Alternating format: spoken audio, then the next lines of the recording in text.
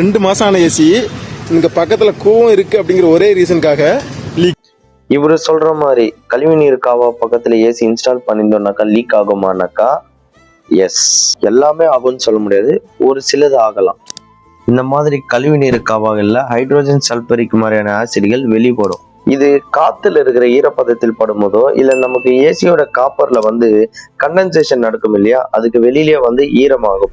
So அந்த ஈரப்பதத்தில் படும்போதோ sulphuric இல்ல sulphurous ஆசிட்ஸா மாற வாய்ப்பு இருக்கு. இந்த ஆசிட்ஸ் அந்த காப்பர் பைப் மேல உருவாகுன்ற பட்சத்துல அது அந்த காப்பர் பைப்பை அரிக்க ஆரம்பிக்கும், அதாவது கொரோஷனை ஏற்படுத்தும்.